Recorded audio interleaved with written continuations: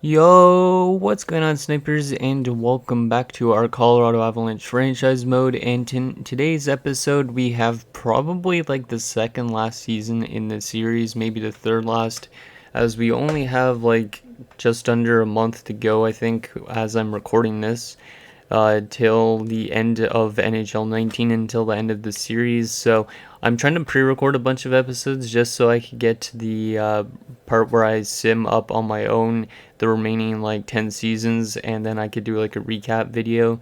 So yeah, anyways, I'm trying to get a lot of this done as fast as I can without screwing up our team pretty much.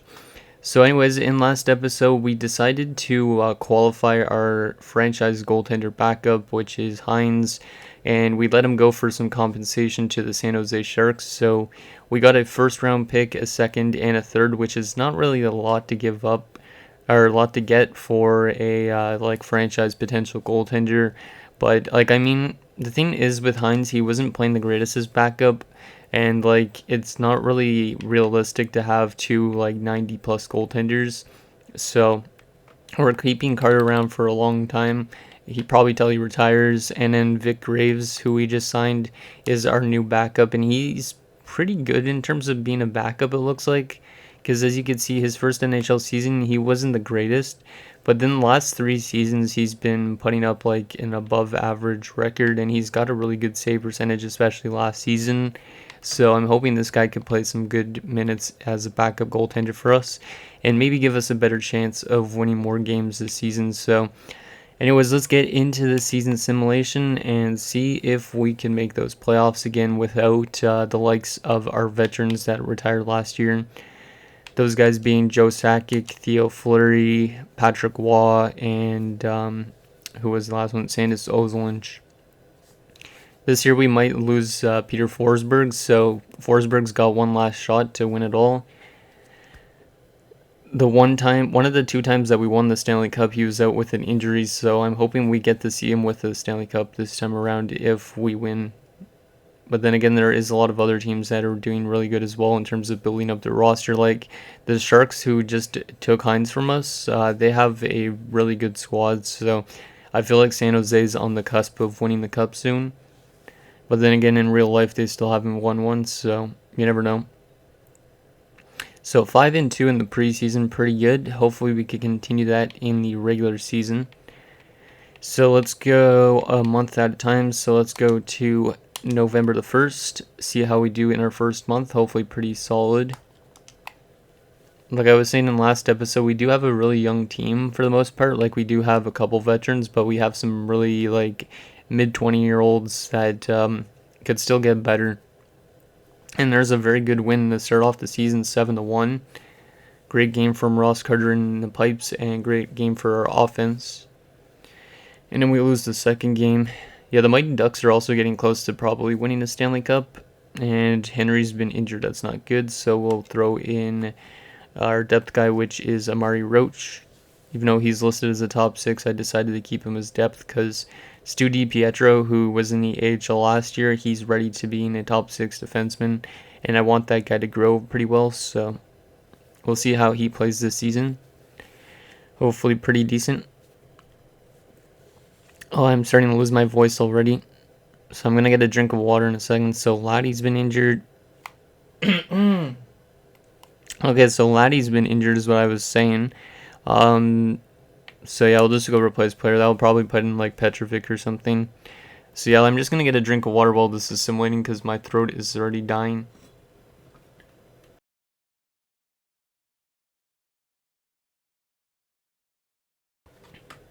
Okay, so we lost to the Flyers. Game against Montreal is another loss. Like if we miss the playoffs this year, I'm not overly concerned in a way, but like I do want our older guys to win still another Stanley Cup.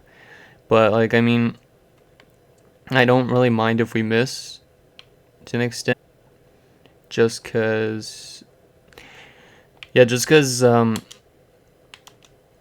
what was I trying to say? Just because we need to kind of get like a really good prospect again, because we are getting up there a bit with some of our players. So like we need like a really good prospect to replace somebody like Peter Forsberg. It can't be just like a top 6 guy. It's got to be like an elite guy, and I'm not going to be doing trades for them.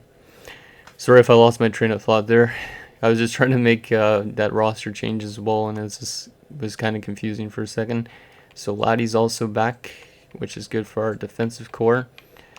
Because Laddie has now played 1 full season with us, and he was pretty good, I think, last year. How was he last year? Yeah, it's 7 points, and he was a plus 12. Like, he helped out in terms of the defensive production for our team, which is what I brought him in for. So that's why he's getting ice time over somebody like Amari Roach, because Amari Roach has just turned out to be more of a bust, and that is not good. Valery Gerbeshkov has been injured with post-concussion syndrome. Oh, that is definitely not good. Yikes, that is a really bad injury. Because Amari Roach, or not Amari Roach, what the hell am I saying? Gerbeshkov was one of our best players on this team in terms of like takeaways and all that. So Petrovic, you're gonna go into the lineup. We'll put you in all lines, I guess, for now. And in extras, we'll throw you into the 3-on-3 as well. Because Petrovic's a pretty decent, like, kind of two-way guy, so mine as well.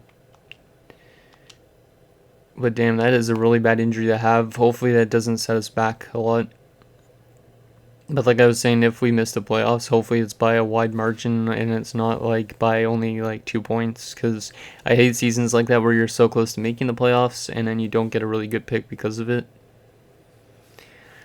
But we are playing still pretty good, 5-5-2 after our first month. Let's go another month. We got a game against the Rangers, who are kind of struggling out of the gate, which is kind of surprising because they do have their franchise center, I believe, in LaRose. But they managed to beat us. Game against Carolina, who has an identical record to us, and we beat them 5-1. I mean, if Ross Carter has a really good year, then we're definitely going to make the playoffs. So, 2 firsts for Tony Lidman, no thanks. Yeah, they kind of undervalue firsts, it seems like, in this roster build, because like a lot of teams are offering, like, say that Tony Lidman for 2 firsts. It's like, no, I don't think I want to do that. Because in real life, Tony Lidman was like a bona fide top 6 defenseman. So it's kind of like, why would I do that? But, oh well, maybe he grew a decent amount. Good year for rookies, that's good. We didn't even actually check the draft class yet, but we won't check that till the end of the season probably. Or after the playoffs if we get there.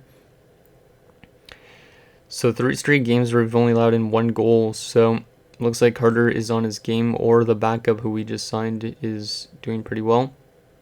There's another game like that too. Yeah, I'm hoping we have a really good like defensive season, because it seems like we're playing good defensively. Like in a lot of our wins, allowing like 1 to 2 goals a game. So maybe Vic Graves is doing really good as a backup as well again. And if he is, then he's the guy that we'll keep around for a while until we get some of our younger goalie prospects ready. Because he's only like 26, and he was a UFA, so I was like, might as well sign him.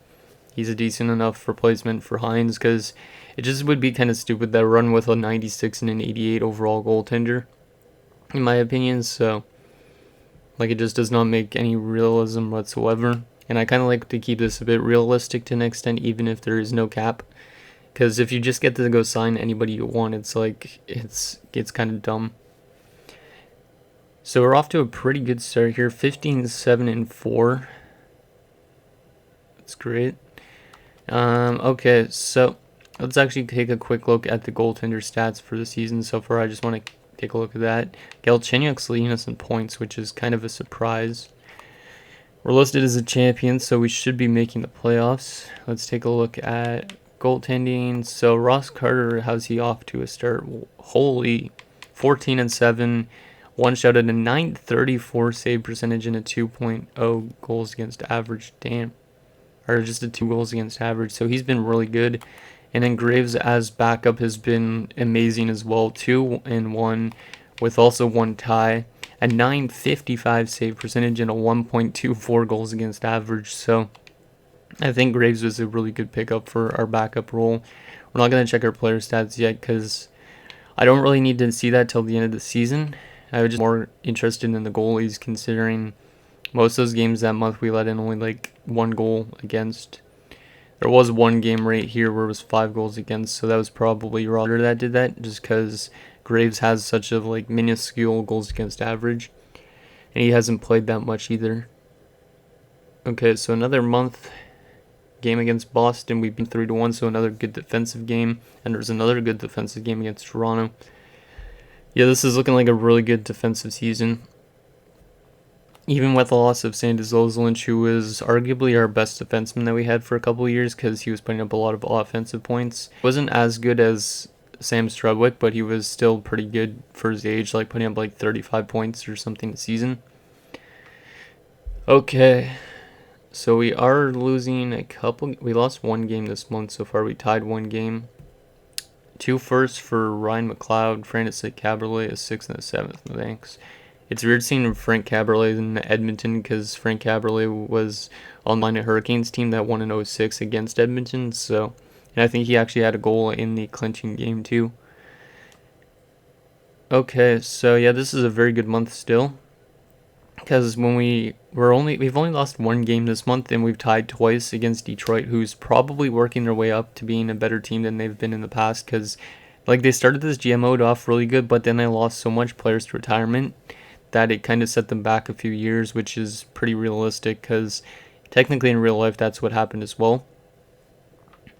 Game against the Germans and we lose 6-1, which is not really a surprise because the Germans should be another team that's kind of contending for Stanley Cup this year. And game against Sweden. And Chris Drury has been injured with a mild concussion, so that's not good. Another major injury. We'll just put in our another depth player, which is going to be Darling. It's not as long-term as Grabeshkov's injury, but Grabeshkov should be back within a couple of days, I think. Grolo and AHL's been injured. We'll replace him. Henry's been injured now with a mild concussion. Damn. 3 players on our team have concussion injuries. That's kind of crazy. Okay, so we need to put Chris Drury back in the lineup. But that's crazy. 3 kind of concussion injuries. It's like the same thing that happens in NHL 14 because like I've been playing NHL 14 a lot recently, and it seems like there's a lot of like injury problems. Like even if you upgrade your medical staff fully, it just seems like there's so much injuries. Like it's even worse than NHL 19 in that sense. So, but we are having a very good season here, looking for our 25th win, and we don't get it, but we get it tied. So we're 24-9-8 here at January the 1st. How are we looking standings-wise? We are currently top in our division by 11 points, so that's really good. We're still in first by... actually, we're not in first in the league. Buffalo is number 1, who won the Stanley Cup last year. They're 27-8-4, so they're killing it with Lenamonte as their backup. Keefe currently leads us in points. Let's look at our goaltending stats still again. I don't want to go to the view lines. I want to go edit lines. I just want to take a look at our goalies. Like I said, we'll check our player stats at the end of the season just because I'm more interested in our goaltending. So, yeah, Ross Carter's still killing it. He's got a 22-8 record, 7 ties, a 1 shutout, a 933 save percentage, and a 2.06 goals against average. So he's doing better than he did last year. So that's crazy. And then Vic Graves as the backup is 3-2 with a 928 save percentage and a 2.3 goals against average. So he kind of dropped off a bit since we last looked, but still pretty good nonetheless. Okay, so let's go another month. We're getting closer to the trade deadline. We're not going to probably make any trades this year considering how good we're simming, but if we drop a lot, we might. Who knows? Like Grabeshkov should be back soon, and then we can put the lines back to the way they originally were this season. So Roach out of the lineup, and then Henry, you can go in. There you go. Okay, game against the Blues. And we lose that one 3-2, and that one was a regulation loss, I think. Or actually, and it doesn't really matter if it was regulation or overtime because you don't get a point for any of those. You only get a point for a tie, I believe. So Grabeshkov is back, which is huge news for our offense. So Petrovic, you're out of the lineup, unfortunately, because you're pretty good. And then we'll move Grabeshkov up to that top line again. put Galchenyuk back down. I think that was Grabeshkov's first like major injury that he's had in his career, if I'm not mistaken. Because the last few years, I think he's played mostly every game. And we're starting off this month pretty bad. Holy crap, we have really bad. Like, we've lost all 4 games, and we've let in like way more goals than we've scored. So, kind of reverse of what we started the season like. Hopefully, we could find a way to bounce back from that. Grollo is back for the AHL. I think that was one of the guys I just signed. I don't even know where he was playing, to be honest. Yeah, we'll just leave it. Or maybe that was one of the top 6 forward prospects, but I don't know. I'll just let him stay scratch. He'll probably grow anyways. And the AHL team might actually make the playoffs this year. They're actually off to a pretty good start. I didn't look at their stats yet. So. And I just need to get a drink of water again because my throat is kind of crotchety right now.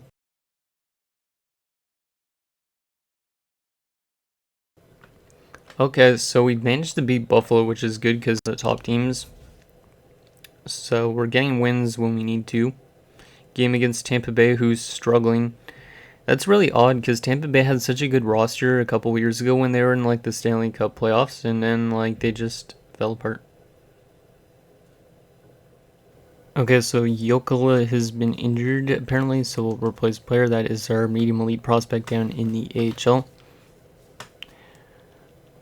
And we're getting a trade off for Marian Hosa's Samuel Poulsen in the 3rd for Jokela and 2 firsts. No thank you. Hosa's probably 30 something by now, I think. Yeah, because it's 2030, so he's probably 30 something. Okay, so let's go right to the deadline now. We're probably not going to make any trades this year, but we have a pretty damn good record. Hopefully there is a blockbuster trade between the computers this season. It would be kind of cool to see an interesting offer. So Jokela is back for the HL. So that means Grollo could come out. So yes, Jokela, you go back in. I think Grollo actually was down here, so we'll put him in instead of Flynn. There we go. Okay, game against Sweden, we lose that 3-1. So yeah, this second half of the season, we kind of dropped off a bit. Like, we've lost a lot more games recently, but we're still winning enough to have a pretty damn good record. 30, 16, and 8. We beat LA, who is struggling this year. Game against the Sharks, who are doing really good with Hines in net, and we beat them. We actually have played the Sharks the last 2 first rounds in back-to-back seasons, so hopefully we don't have to face them this year because I don't want Hines to like bite me in the ass a bit. So Grollo's been injured, we'll replace him again. But yeah, if we play Hines, he could end up getting his team to the Stanley Cup Finals, and then we would have like a 31st overall pick from a compensation thing. So yeah, it might not be a good thing that we did. So Jokela and Salonen for Houston and Donovan. I don't want Donovan back. Houston is pretty good because he was a top 5 pick, I think, but I'm not going to take this because I would rather keep Jokela for now because we don't really have a left winger that might take over the role for Peter Forsberg down the road, except for him. Danny Markov's on waivers. Damn, he has a $4.51 million cap hit. He's a top 6 defenseman, no thanks. I don't really need him anyways because we'd already got our depth defensemen, so. And yeah, let's just leave Grollo out of the lineup. He seems like he's a bit injury prone. Game against Florida's a 3-1 win.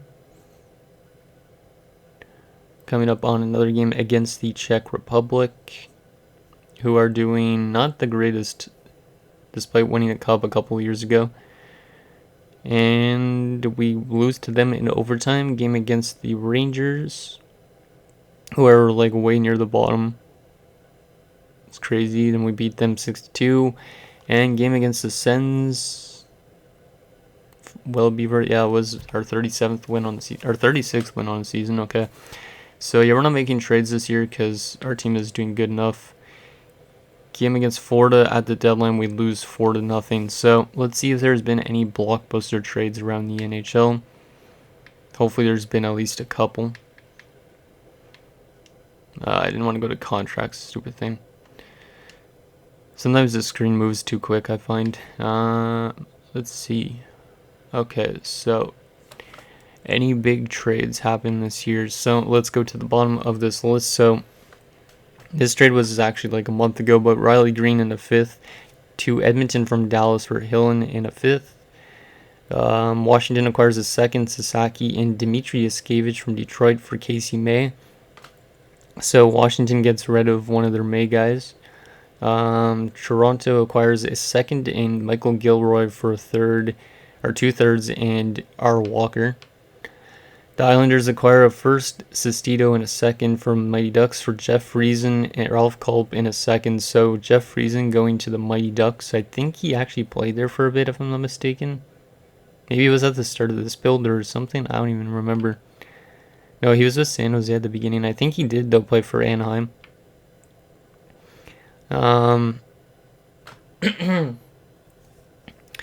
Sweden acquires a 2nd and Sean Donovan from LA for Byron and Hedberg. The Sharks acquired Tom Poti in a 2nd and Shattenkirk for Francisco Flynn and Spencer Harkins. So the Sharks are loading up for a playoff run. Yeah, they're definitely loading up for a playoff run. They also acquired Shane Doan and Oleg Tverdovsky for Chipchura, a 1st, and Pogge. And then Giles Sen to the New York Islanders with Lenamonte, who was our former goalie, so he's now on to the Islanders. And Straka for Lidman and Zygmunt Palffy. So Buffalo got rid of 2 of their goaltenders. I don't know who they have in between the pipes now. And then Ottawa acquired a 1st and a 4th and Hamonic from the Mighty Ducks for Samuel Paulson. Well, actually, Samuel Paulson goes back to Anaheim. That's kind of funny because he started there and now he's back there. Or actually, no, he was on Sweden in the beginning, so he's actually gone to his actual team that he played with in like 2007, I think. So that's actually pretty cool. And then also Tony Lidman actually has played for Buffalo as well, so he's now onto an actual team that he played for as well. I like that when that happens, like when an actual player I make, they find their way to a team that they actually played for. It just makes it kind of cool.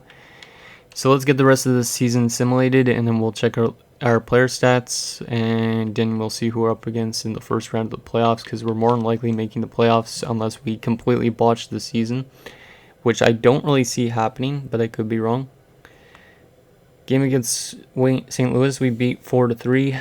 I think we could hit 50 wins this year if we don't lose a lot of games this month, potentially. There's a win against Toronto. Game against Dallas is a 1-1 tie. How about Chicago? They're doing decent. And McCardle's been injured, which is not good, but we'll put in Darling as a replacement, I guess. We win that game 5-4, and then we beat the Germans. We're at 40 wins. Yeah, we might not actually hit 50 wins, but we're going to come close to it. Chris Drury is back, but was he injured? No, he wasn't. Must have been a day-to-day injury. We tie with Phoenix. Game against Vancouver is another tie. McCardle is back, so that is good news. So that means, who is it? Yeah, Darling is out of the lineup. There you go. Okay, game against the Mighty Ducks of Anaheim in Anaheim, and Ryland Keefe has been injured. That's not good. That's one of our best players. We'll replace him again. But that sucks that he went down with an injury. Game against Edmonton is a win, 4-3. Against the Sens is an overtime win. Ryland Keefe is already back, so at least it wasn't too long-term of an injury, or else that would not have been really good going into the playoffs. Okay, so last 3 games of March, and then we are on to the little short bit of April. There's a 5-0 win. Game against Vancouver is a 2-2 tie, and we beat LA. So the most wins we could get is 47 wins, which is still pretty damn good considering we lost so much players last offseason. We win 7-2 against the Flames. We tie with the Sharks, and we ended off with an injury. Okay, Blake Crombie in the AHL. But we ended off with a loss against St. Louis. So we finished 45-22 in 14. And also the one, I don't even know how to read that still, kind of. So let's take a look at our player stats and stuff for the season. Hopefully we had some pretty good production from some of our guys. So let's start off with actually forwards. Let's not look at the defensemen yet. So Rylan Keefe, 64 points in 80 games, plus 18. Pretty damn good. Only 6 penalty minutes as well. Galchenyuk, 61 points. That might be a career high for him, I think. Yep, that's a career high. He's been pretty good the last few seasons. Drury, 58 points. Is he dropping? No, he isn't. Forsberg, 53 points. Still has an 81 overall, so that's pretty good. 27 goals. Pretty good for a 36-year-old. Zubov, 51 points. Zadorov, 41 points. Pierce, 36 points. 17 goals. Nice. And that was on the third line. Like, how much ice time was he averaging? 15 minutes. I guess he got some penalty kill time, I think, too. Finger, 32 points. Gerbeshkov had 30 points in 49 games, but he missed, like, a lot of the season because of that concussion. Boudreaux, 30 points in his rookie season, so that's a pretty good production for a fourth liner with only 10 minutes on ice. McArdle, 27 points, Outpost of 19. Petrovic, 15 points in 33 games as a depth guy. Darling, 4 points in 9 games as a depth guy. Now onto the defensive core. Strudwick, 61 points. That's a very good season for him. Also at plus 17, so he picked up his pace in terms of defensive stats because last year he was only at plus 1. So yeah, he had a really good season again. Potentially a Norris Trophy winning season depending on how the other defensemen in the league played. Darmour, 24 points. Henry, 17 points. Laddie, 14 points. DiPietro, 9 points. He was a -3. And then Ulnov, 8 points, but he was a plus 20. So pretty good. And then Roach had 1 goal in 8 games. Goaltending-wise, Ross Carter was insane, going 40, 19, and 1 with 4 shutouts, a .930 save percentage, and a 2.14 goals against average. And Graves actually kind of struggled a bit, going 6 and 5 with a .917 and a 2.54 goals against average. Okay, let's take a look actually at the entire league for a second. I just want to see how, at least defenseman wise. So Dimitrakos doing the best for Detroit. Defensively, nope. Strudwick, yeah, he's not going to win the Norris because Kuznetsov was a plus 36 and had 62 points, so the Kuznetsov guy for Buffalo might win. But there's also Pouliot, who was a plus 26 and put up 63 points. So yeah, this league is pretty deep for defensemen, it seems like. Wow, okay. So let's get into the season stats, like the team stats. See where we finished. So we finished third best in the league, behind Germany and Buffalo. So Buffalo's looking for a second Stanley Cup. San Jose finished just behind us. Interesting. Goals for per game on average, we were not even in the top 10. We were all the way down here, so we kind of struggled for offense a bit. But defensively, where are we? We were the second best defensive team behind Buffalo, so that's a good thing. That's even with losing Hines. Power play percentage, we were pretty bad, I think it said. Yeah, we had the second worst power play in the league at 16%, so maybe we need to change the power play unit. Let's see, penalty kill percentage though, we were number 1, so we're a very good defensive team. We just kind of struggle in terms of offensive production, it seems like. And we were better on the road than we were on home ice. Okay, so now that that's done, let's see who we're up against in the first round of the Stanley Cup playoffs. Hopefully it's a team we could beat. Hopefully it's not the San Jose Sharks. And it's going to be the Sweden Super Swedes, who we've played multiple times, multiple years. I don't think they have the same roster as we've seen a couple years ago, but I could be wrong.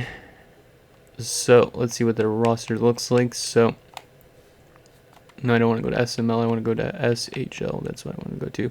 So Ola Hagelin, Amari Goran, and Tate Cook. So that's a pretty solid first line. Hagelin's a bit weak, but I mean Cook is decent. Like he's a second liner, and Goran is a second liner as an 88, but he's still pretty good. Second line, Freddie Modine, Nico Kapanen, and Martin Wallace. And that's a bit of a weak line in terms of the wingers, because those guys are third liners. Kapanen is good center. Like, I like their center depth at least. Interesting. Solomon Salcido, wasn't he with Calgary before? Yeah, he was. And then yeah, here Udes and Jeffrey Haskins, who they might have acquired at the deadline, I think. Then fourth line, they got Sean Nash, Jonathan Dodge, and Jalen Riley. In terms of defense, they still have that good young defensive core for the most part, but it kind of changed a bit. So they still got Afenaganov and Spezza, a Coin, and O'Byrne. Did they draft these guys? Yeah, they did. Yeah, they've been drafting a lot of defensemen, it seems like. And they also got Hanyu Blomqvist, who did they draft? No, they didn't, undrafted. And then Reed Rissmiller. Goalie-wise, they have Justice McLean, who's not really a good goalie at all, and Sergei Nabokov. So their goaltending is not going to be the greatest in terms of the playoffs. Like, these guys, yeah, they both kind of struggled a bit, it looks like. Maybe they had another goalie that's injured or something and they had to call somebody up. Yep, that's what the case is. Hugo Levesque is out with an injury. So yeah, this guy was pretty good actually. So hopefully that guy's out the entire series, so that gives us a chance, because with him in net, they have a better chance potentially. And then in terms of also depth, they also have Kari Alto and Will Whitman. So overall wise, I think it's a pretty balanced series for the most part, because both of our forward cores are kind of close. Defensively, I think we have them beat. And then goalie wise, we have them beat just because of Ross Carter's way better than any 89 goalie. So I think we have the better chance, but who knows what's going to happen with their simulation and all that sort of stuff. So anyways, guys, that's going to do it for this episode of our Colorado Avalanche franchise mode. So in next episode, we will take it to the first round of the playoffs, as we hope to maybe make a push and get farther this season. So let me know what you guys think, and I'll see you guys next time.